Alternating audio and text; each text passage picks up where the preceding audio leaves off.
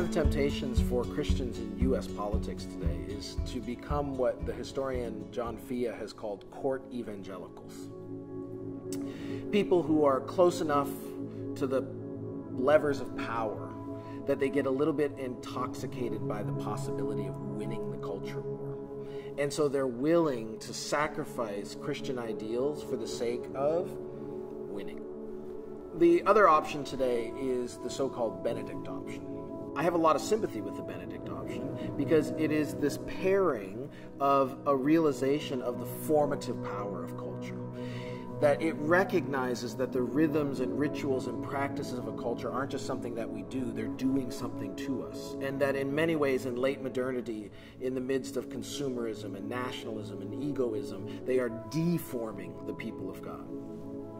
Deeply sympathetic to that analysis, and in fact I even think the Cultural Liturgies project has contributed to that analysis in important ways. I also really appreciate the ecclesiology of the Benedict Option, that it emphasizes that the response to this has to be intentional, ecclesial, communal formation of people in the faith. Not just informing them about what to believe, but actually forming their character and habits and loves and longings. My concern about the Benedict Option is its cultural analysis and its posture, you might say. What worries me is that a lot of the energy behind and driving the Benedict Option is ultimately a kind of fear, a worry, an alarm that tends to overestimate certain threats and maybe ignores and underestimates possibilities and openings for the gospel in our current cultural moment. The posture of the court evangelicals is cozying up to power.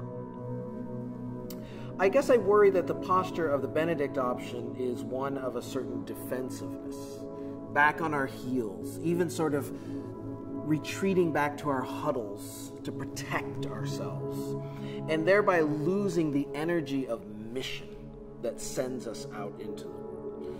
In that sense, what I hope is that awaiting the king is a kind of posture correction that avoids both the cozying up to power, but also doesn't fearfully sequester ourselves in primarily a concern for protection, but in fact centers us so that we can be sent boldly in mission.